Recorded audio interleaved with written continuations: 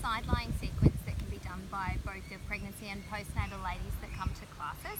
It's a combination of some mobility work for the pelvis and spine, and also a little bit of work on the side glutes and the back buttock muscles. So both the buttock muscles contribute to stability around the pelvis, and they also share a nice relationship with the pelvic floor. So often doing buttock muscle training will assist in your pelvic floor strength as well. Alright, so we're going to start the sequence out with just lying on our side and doing some gentle pelvic tilts. So the pelvic tilting motion is just rolling the tailbone under and creating a lift through the front. So you're just opening up through the lower back and relaxing it down. And we're going to start that lying on your side. So we come down, popping feet in line with your bottom, lying down on your side, just pushing your top hip so it goes away from your rib cage, creating length in your back. And we just start with some really easy tilts back and forward. I don't mind what breathing pattern you use for pelvic tilting, as long as you're not holding your breath. So just nice and easy, back and forward. Okay, once we've started with that, we're going to get ready to start with some clams. So in a clam exercise, I tend to position the top of the hips just marginally in front of the vertical plane so that we can really feel these side buttock muscles working. Feet should be in line with your bottom and shoulders, okay, and about a 90-degree bend at the legs, and concentrate on feeling it in this buttock area. So we take a breath in, and then on the out breath, think about a slight lift through your pelvic floor as you draw that knee up, keeping your feet together. Exhale up, inhale lower. And you're going to run through a set of 10. Exhale up, inhale lower. Careful that you're not dropping back or feeling like you're retracting your thigh bone into your hip. Okay, so I want you to feel that that leg is lengthening and that you're feeling this muscle here, initiating it, and you're not tightening up through your back. So 10 in a row. Once you've completed those, we go into a side kick. So extend your top leg out, and the foot should be carried just above the hip. Make sure that at the hip here, that you draw that hip bone away again to keep the spine nice and straight. Now when you're doing side kick, you're trying to keep the trunk still as you move the leg in the hip socket. Okay, now girls that have pelvic girdle pain will often find that extending their leg out unsupported creates pain in the front or back joints of their pelvis. So if that's the case, this exercise isn't appropriate for you, and I'll show you an alternative. But if you are comfortable in your pelvic joints, you're going to run through the side kick sequence. So leg extended, you're going to flex your foot up, take a little exhale as you bring it forward, and then point the foot, toes turn slightly down, pull the heel long away from you as you breathe in and take it back.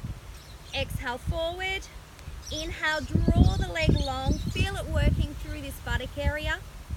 As you do the movement, make sure that you're not dropping under as the leg comes forward and then collapsing at the belly button as you bring it back.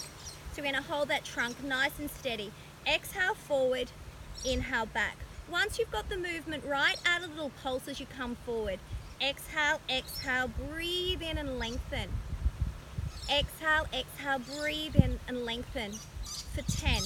If you can manage at the end of that, add a very small leg circle for 10 and then relax it down. Now if you are someone that's getting pelvic girdle pain, an alternative to getting a little bit of hip movement is to use our ball once again. Extend the leg out and sit it comfortably on top of the ball. So that should now bring my foot about in line with the hip. Okay, and we're just going to keep our trunk still. Little breath out as you come forward, rolling the heel on the ball, and then pull the leg long.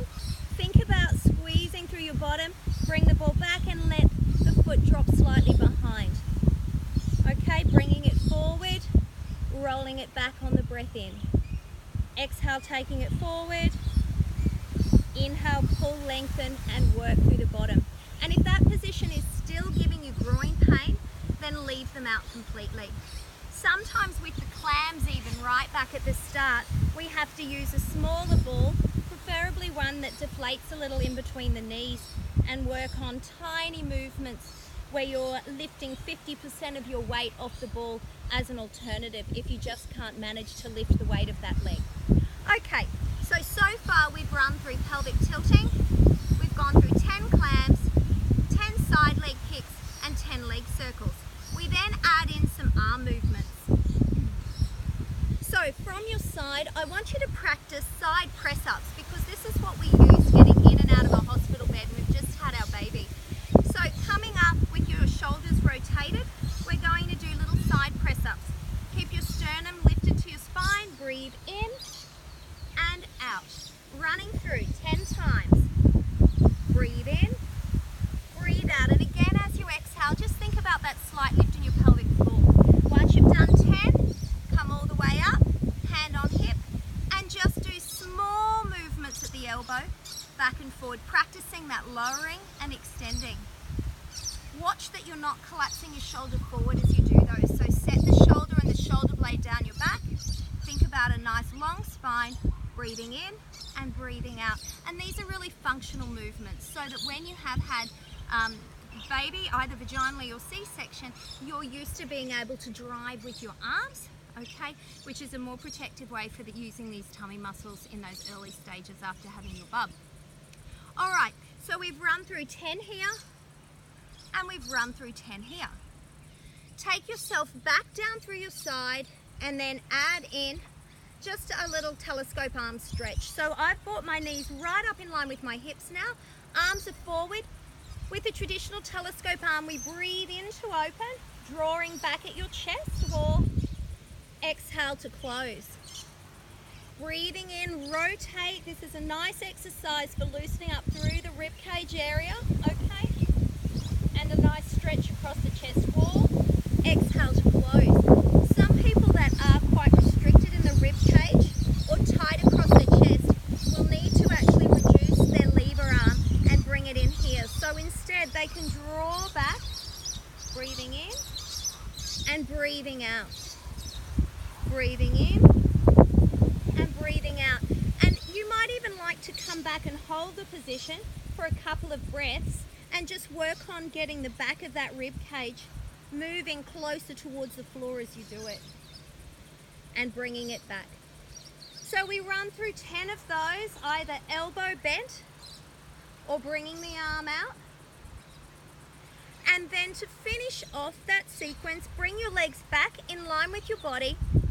Extend the top arm out so you're lying it down, and we're going to slide the leg and arm out and pull right away so that we're creating an opening between top of the pelvis and the rib cage. So a beautiful breath in and then breath out as you slide the leg and arm back.